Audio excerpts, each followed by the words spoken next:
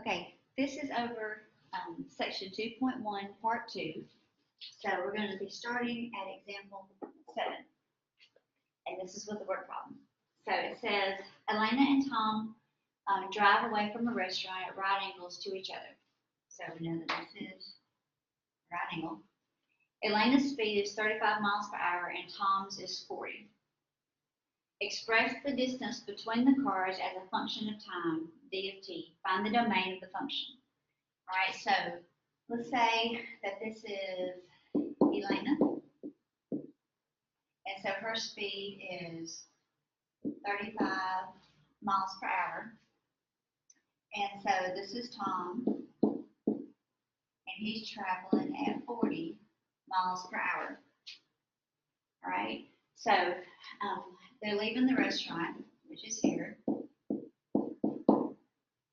And as they leave at the same time, he's driving faster, so he's going to be moving, getting away from the restaurant faster than she is. And so let's just say somewhere out here, he would be further down than her because he's traveling faster. We would find a point and we want to know what is the distance, how far apart are they, okay? So this is a right triangle. And just like the formula we had the other day, distance is rate times time.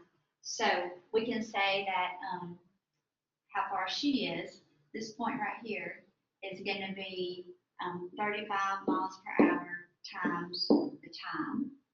And they both have the same time. They've been driving for the same amount of time. So here would be Tom's, and his is 40 t. That'd be how far away he is, because the distance would be 40 times the time, right?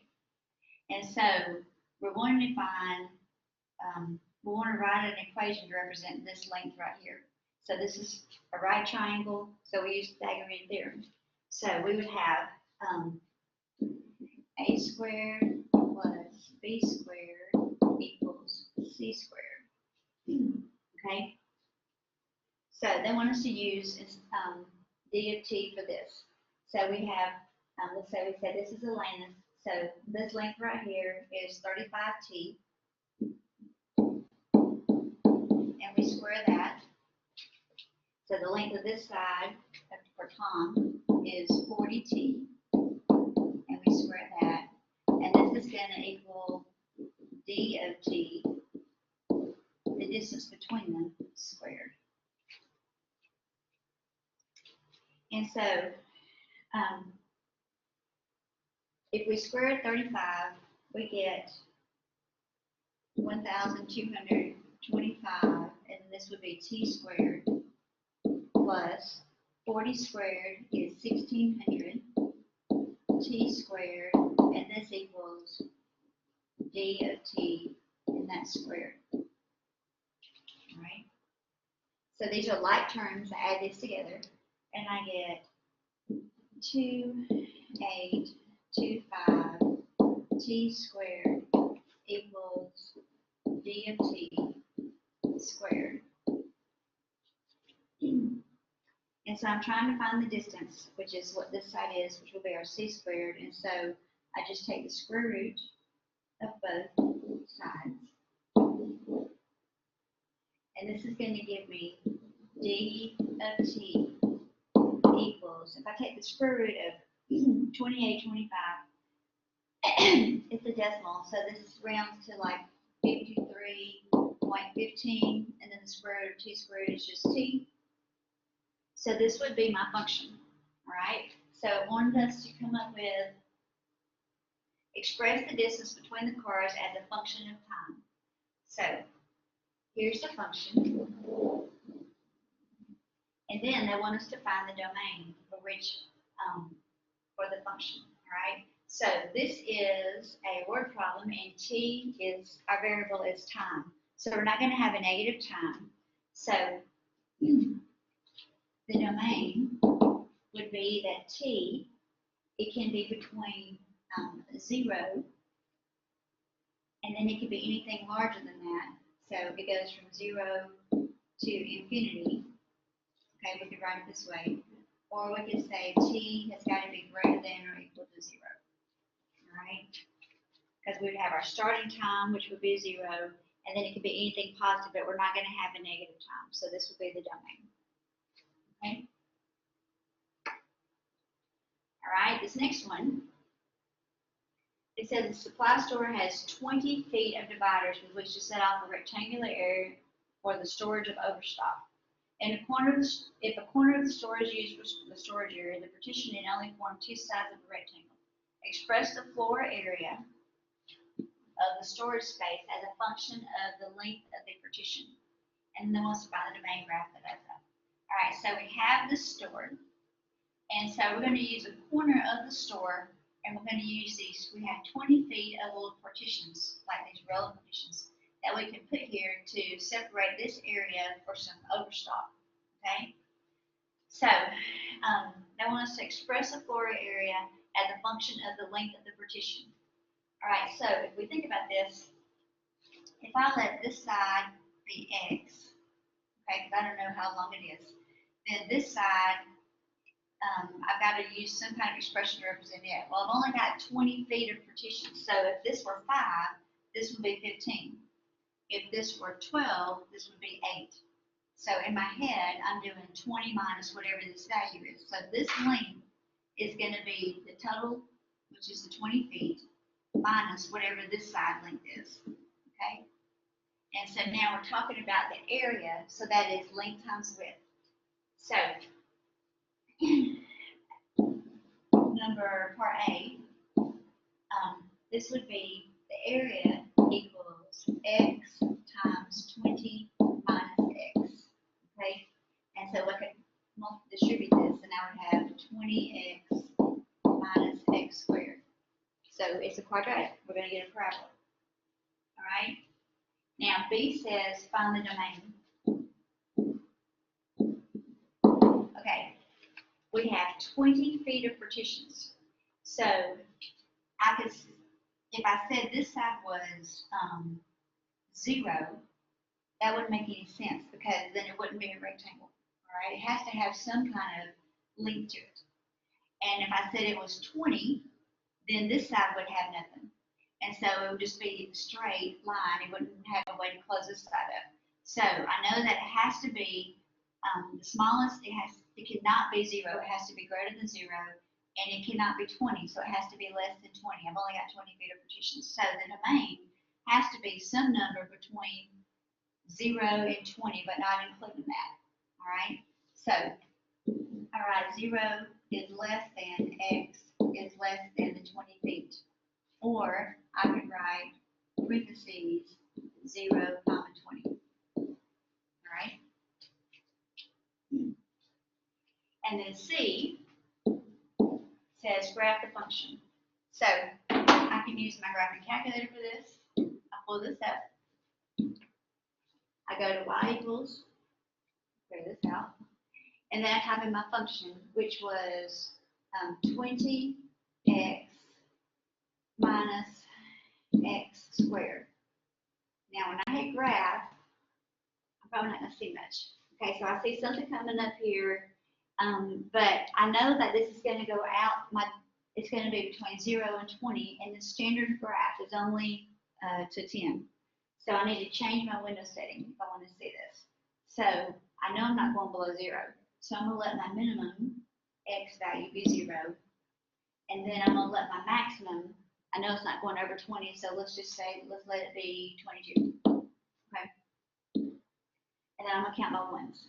Now, I know that I'm not going to have a area of 0, right? So I know this is going to be bigger than 0. I mean, it's not going to be negative. So I'm going to start with 0 and then the maximum. All right, you can think about this since we know it's a quadratic because it's x squared. It's going to be a parabola, and it's negative, so it's a parabola doing this. So we can find the vertex by doing negative b over 2a.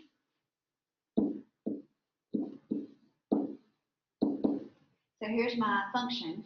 So b is 20 because it's the number with the x. And so I could say this is negative 20 divided by 2 times my a value is a negative 1 because that's what's in front of x squared. So negative 20 divided by negative 2 is a positive 10. So this vertex is going to be 10 something, and then I could take 10 and plug this in here. And so this would be 200 minus 100 when I square 10. And so it's going to be 100. So the highest it's going to be is 100 feet. So when I set my window, I'm going to make this like, let's just say 120. And I want to count by, let's say 10. Okay, so now when I press graph, I should be able to see the curve. There it is. All right. And so this is what the graph looks like. So instead of drawing this out, I'm just going to put calculator.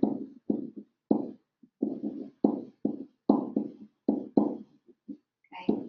And then D says find the dimensions that maximize the floor area. So anytime it says anything about a minimum or a maximum, and we're talking about a quadratic, that's going to be the vertex, because in this case, this is the parabola and it is doing this, okay? And so the peak is the maximum, all right? And that happens to be this. So at 10, if X is 10 feet, this is the maximum area. Okay, so this would be the maximum is 100 square feet, because X equals 10 feet. So that means this would be a 10 foot, and 20 minus 10 is 10 foot. So it's 10 foot by 10 foot square to maximize the area of space for overstock. Okay, so it's a 10 by 10. And the maximum area is 100. So the dimensions are as a 10 by 10. Okay? All right, now something different here. It says, what do you think the graph of shipping costs would look like? So let's just say you go to the post office and you want to mail something. They usually charge you based on the weight of the package. All right, and so I have a graph here. All right. So in this problem, they say they're going to charge you, if it weighs 1 pound, they're going to charge you $6.30. What if it weighs less than a pound? So anywhere from 0 to 1 pound, they're going to charge you. So here's 0 to 1. So this is our pounds on the bottom. And this is the price. Okay? So anywhere between 0 and 1 pound, they're going to charge you $6.30. So that's about how high up it is. But what if it weighs 1.1 pounds? Then anything above a pound is going to jump up to the next value, which is $10.40.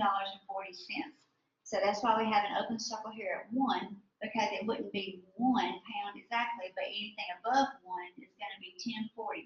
And it's going to be $10.40 for like 1.1, 1.5 pounds, 1.8 pounds, all the way up until it reaches at 2 pounds. So it goes all the way to 2 pounds. 2 pounds is still going to be $10.40.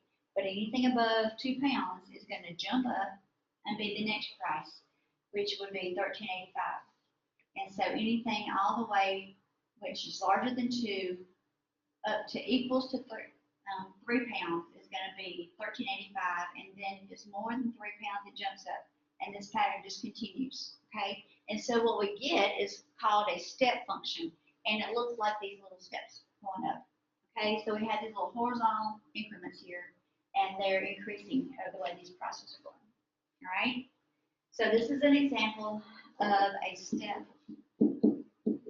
function. And so a step function is a type of a piecewise function. All right. So a piecewise function is where you take these different functions and you use a piece to represent this function, a piece of the integral of the graph is this function, and a piece of the graph is this function, and you put it all together. All right. So a way to start thinking about these piecewise functions is to evaluate them. All right.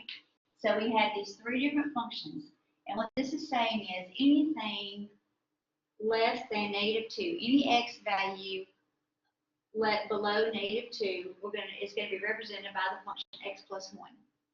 But then from -2 until a +3, including those values, it's going to be just this horizontal line 5.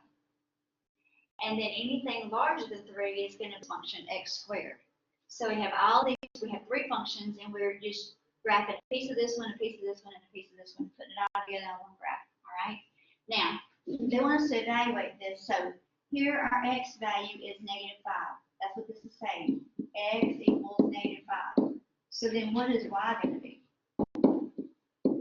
So -5 is less than -2.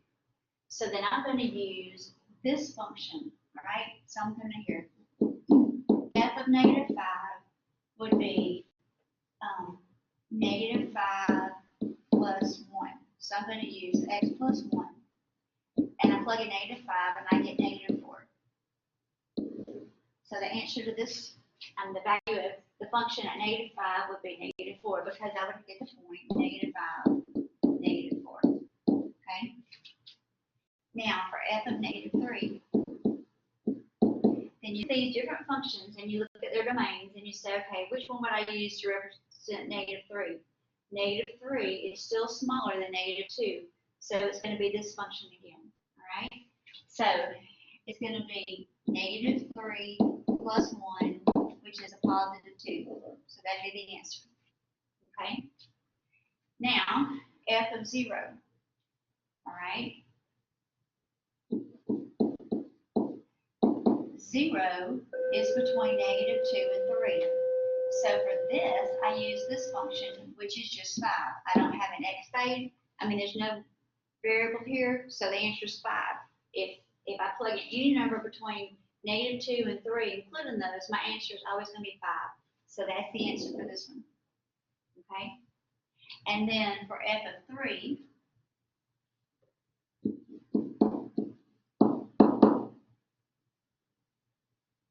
all right, 3 is included here because it's got the bar for equals. So this answer is still going to be 5.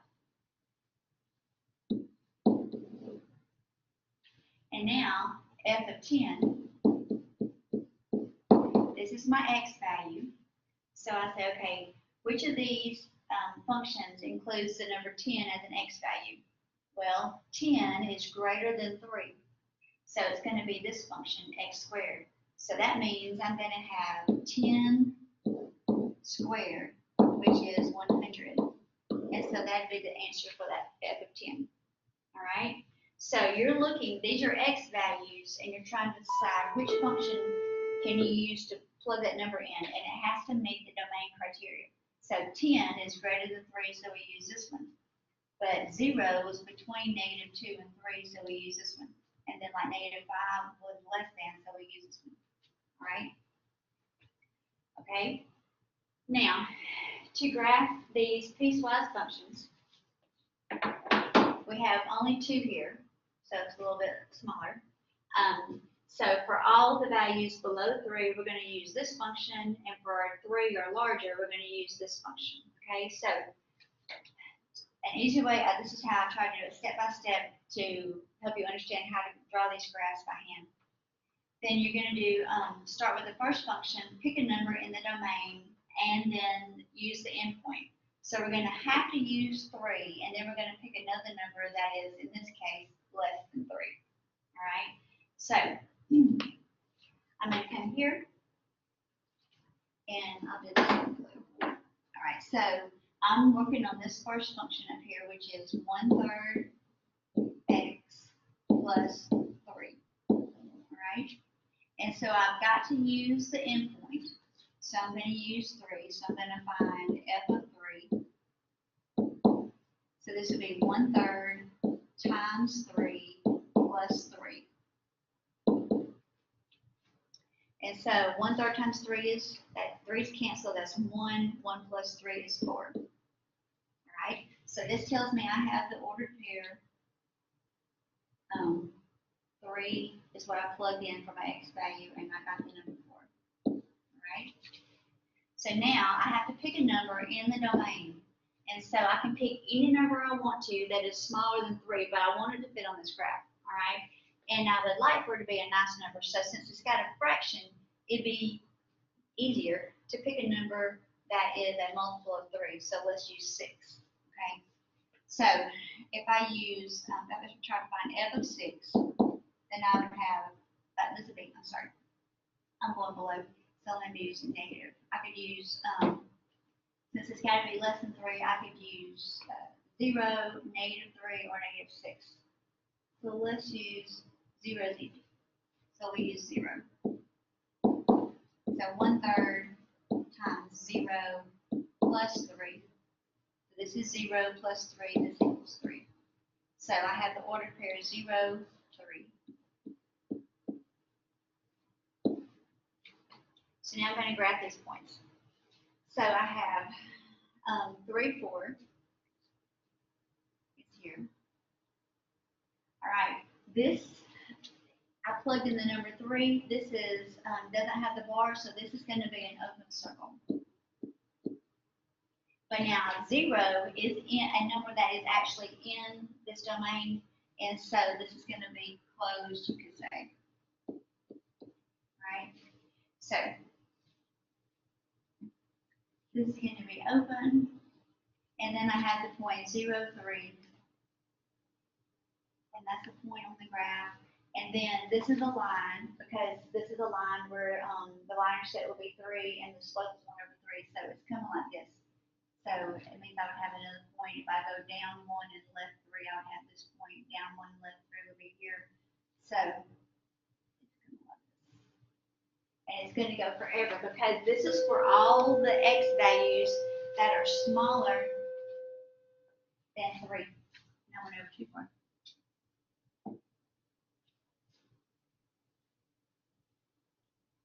Okay, so anything below 3 is going to be this line right here.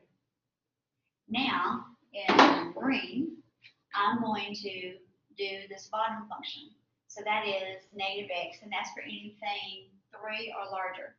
So I'm going to pick the endpoint and plug it in. And then, see, that's what I did here. I picked the endpoint, and then I picked the point of the domain, and I graphed those points, and drew the graph. Then I move to the next function and do it. And then I have to pay attention to whether it's open, closed, or so it's a solid or open circle.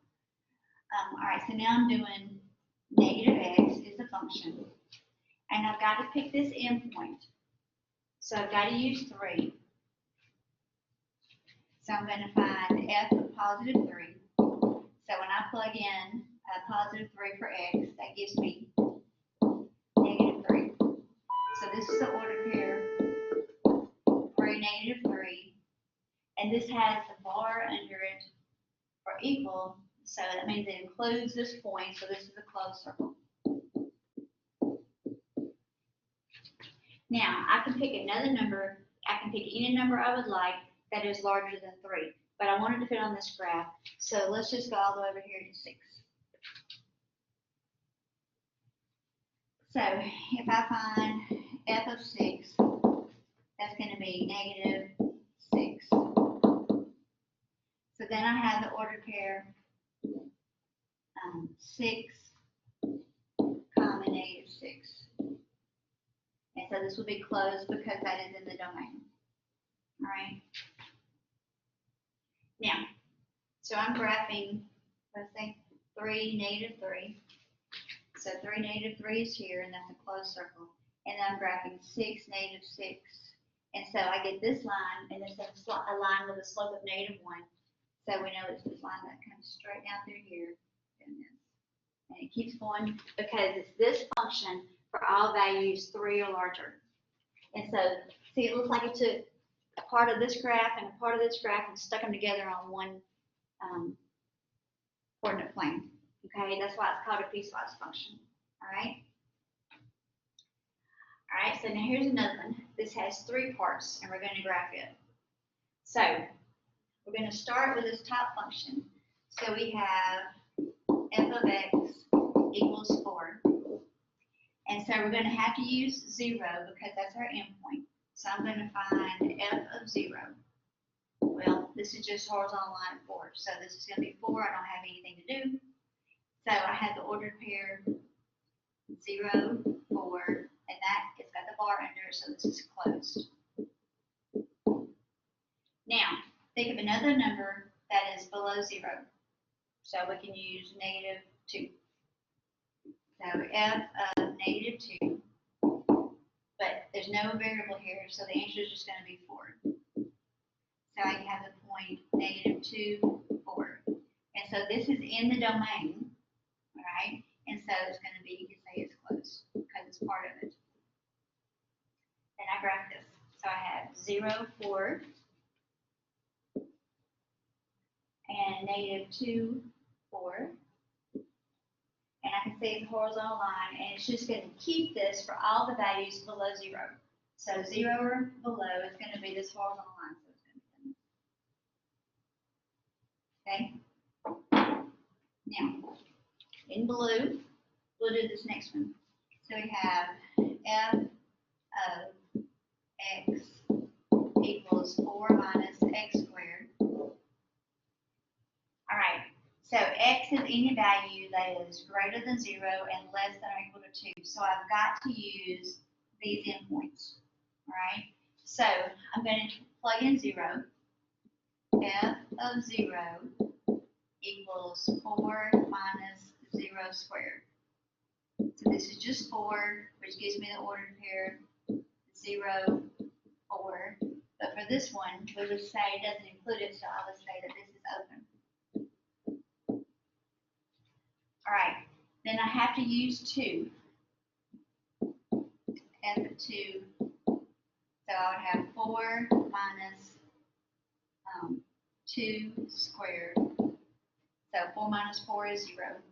So this gives me the point 2, 0. And this has the bar under it for equal, so this is a closed circle.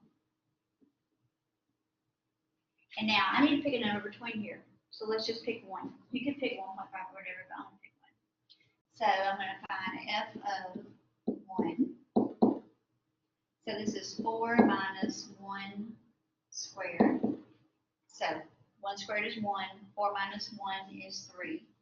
So this is the point 1, 3. And since this is in the interval, it would be closed. So now I'm going to graph this. All right, 0, 4 is open, but it happens to be the same point. All right, so even though it's open for this interval, it's already filled in. So here it is. And then I have 2, 0, which is here, and that's closed. And then I have 1, 3, which is here. All right, now, this is a parabola. Okay, so think about, this is not a line, even though it kind of looks a little weird shaped, but this is a parabola. And this vertex, this parabola is going down because A is -1, and there's no B term, so the vertex is 4. So this is the peak, and it's a parabola, because you go down 1 over 1, then downward over 1. So it's this that I'm drawing. Well, I need to figure each other. But it's a curve that's going down, because this is a parabola. If I was to graph the whole thing, I would see a parabola. Okay? And now I've got to do this last piece. So I'm going to squeeze it in under here. All right, so I have the function f of x equals 2x minus 6. All right, now this, I have to use this endpoint, so I have to use 2. So I find f of 2. So that's 2 times 2 minus 6. 4 minus 6 is -2. So I have the ordered pair 2, -2. This does not have the bar for equal, so it doesn't include the point, so this is open. Okay, then I have, pick another number. I can pick anything I want that is larger than 2. So let's just pick,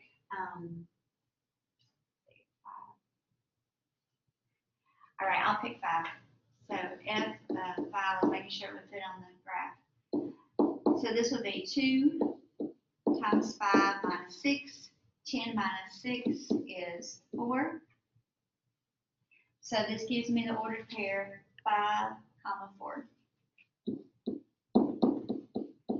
And this is closed because it's actually in the domain, so I know it includes it. All right? So now I come up here and I graph 2, -2. And that's open. And then I graph 5, 4, which is closed. And this is a line with a slope of 2. So up 2 over 1, up 2 over 1. So you can see it makes this line right here. And it's just going to keep going. So this is the piecewise function. I have a piece of this horizontal line, a piece of this parabola, and then a piece of this line, all together on one graph. All right? So when you pick your points to graph it by hand, you have to use the endpoints to know where to start and stop. Okay, open or closed. And then you pick another number that is in the domain that satisfies the conditions that you have here. All right? Okay? All right. This is another one.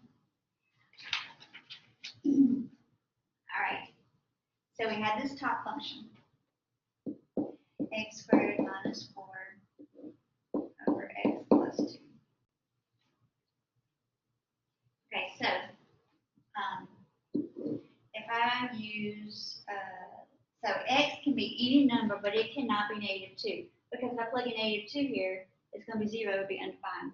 All right, so let's use -3.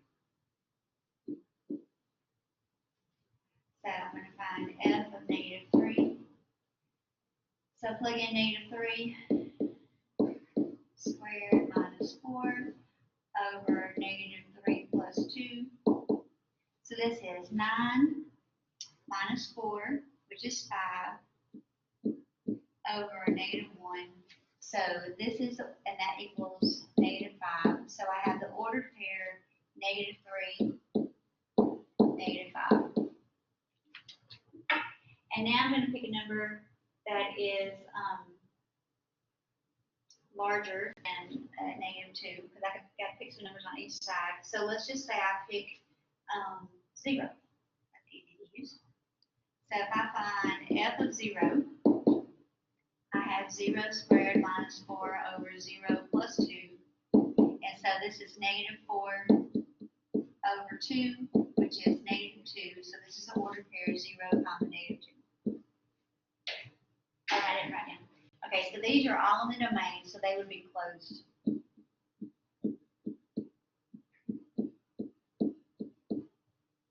Okay, and then I went ahead and picked another number just to give a better idea of what this graph's going to look like. So you wouldn't have to do this, but so I chose 3, +3. So this would be 3 squared minus 4 over 3 plus 2. So this is 9 minus 4 is 5 over 5, which is 1. So this is the ordered pair 3, 1, and it's also closed.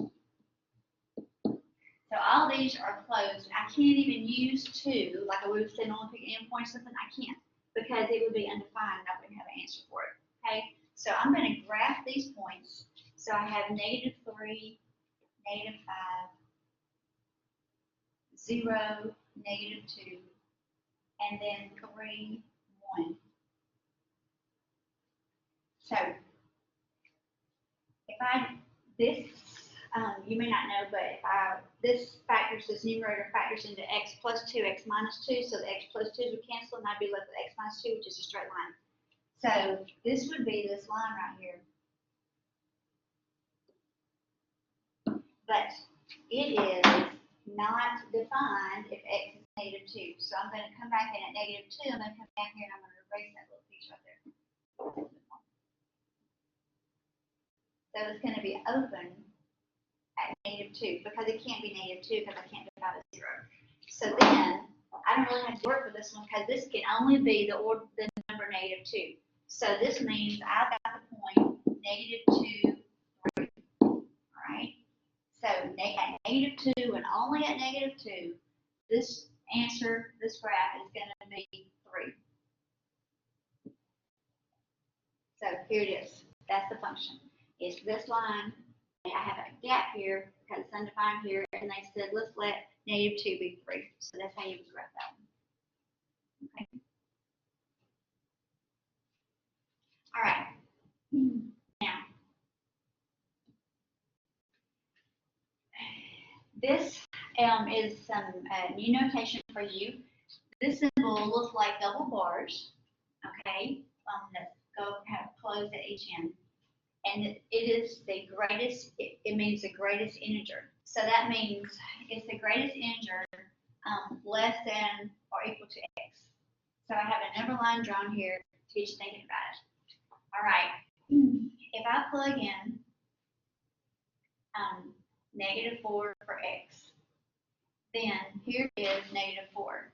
What is the largest, the greatest integer that is less than or equal to the number negative 4? Well, negative 4 is itself an integer, so it would be that point. Okay, so we would say it is negative 4. But negative 3.6, that would be like right here, negative 3.6. So then when I plug negative 3.6 in here, the answer is going to be the greatest integer or the largest integer less than or equal to x.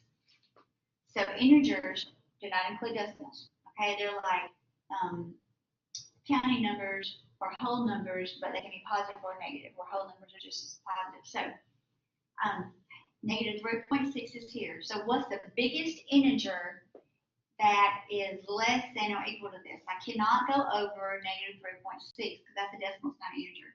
So that would be the number negative 4. It has to be the integer to the left, the first integer to the left of the decimal.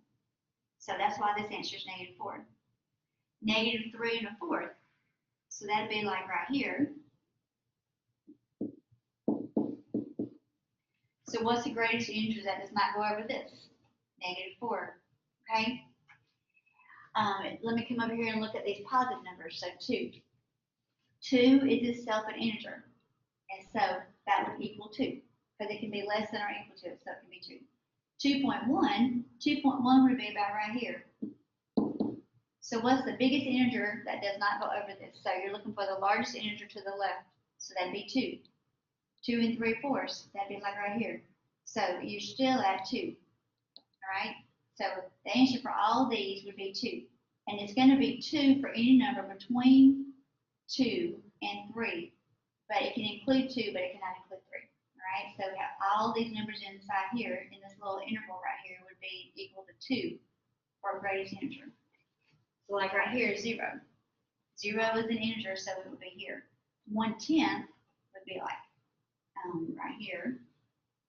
And so that's still 0 because 0 is less than 1/10. 0.999, that's like right here beside 1, but it's not 1, so we have to go below this, so it's 0. And so the same thing here. Negative 1 is an integer. Negative 0.25 would be like right here. But I have to go to the left, so it's negative 1. So pay attention when you're doing negative numbers. You got to keep a number line in your head, thinking number line, and it's always to the left unless the actual value is an integer. Okay? So this makes a piecewise function. It's actually going to be a step function. All right, like we looked at the beginning with the the shipping cost. And so it has great importance in calculus and computer programming. All right, so we're going to find these values. So here's a function. 2 times the greatest integer of x minus 1. All right, so I'm going to say, okay, this is 2, and then here's my greatest integer symbol, negative 3.1, and then minus 1. All right, so you're thinking number line.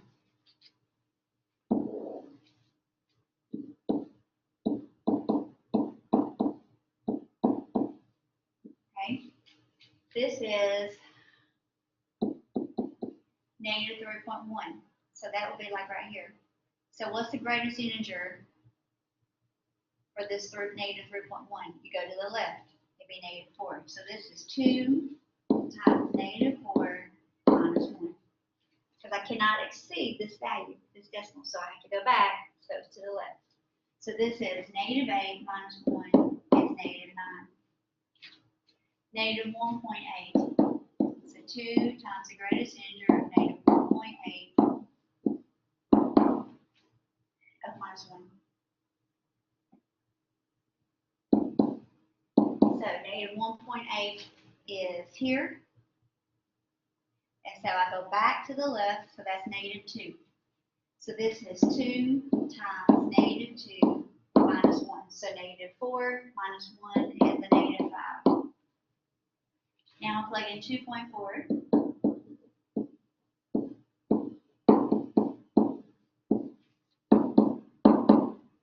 All right, so 2.4 will be about right here. So I go to the left, so that's going to be 2. So this is 2 times 2 minus 1. So 4 minus 1 is 3. And then if I do 4,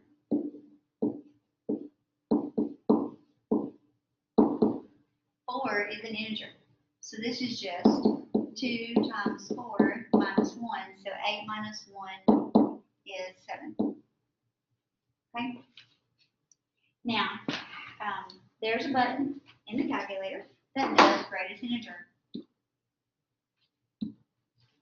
All right? And so it is under the math function. So if you press math and you want to go right to num, for all these different kinds of numbers. All right, this int, that's the greatest integer. So if I press number 5, then let's say I typed in, 1.3. Okay, think in your head, 1.3 is just a little above 1, so the greatest integer would be 1. So I close this and I hit enter, and it tells me the answer is 1.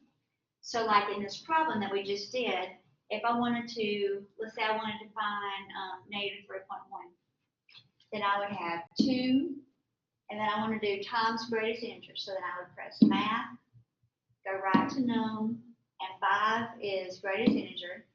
So I put in -3.1, close the parentheses, and then it was -1. And so the answer is -9, and that's what we had. Okay, so to get to the greatest integer in the calculator,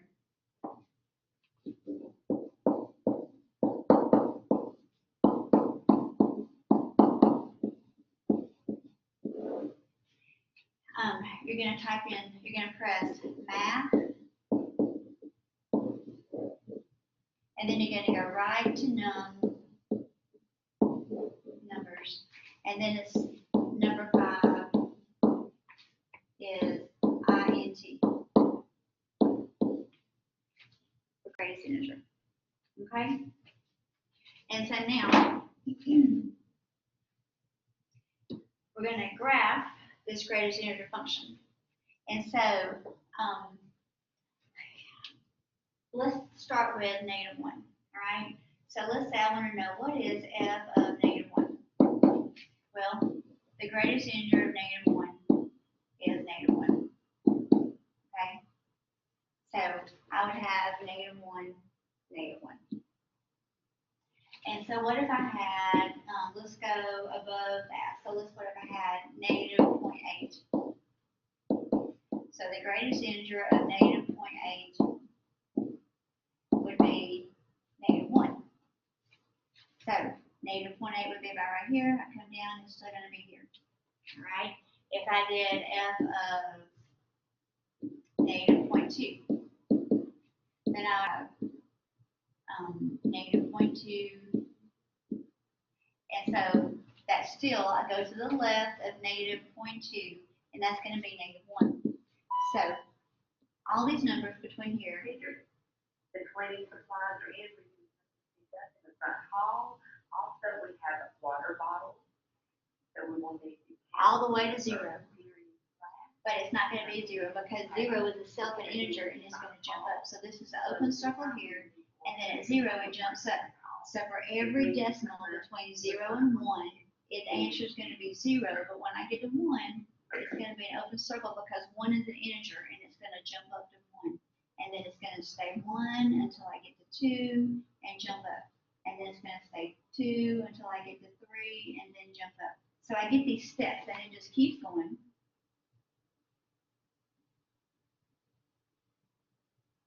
And then it comes back this way. So this would be open.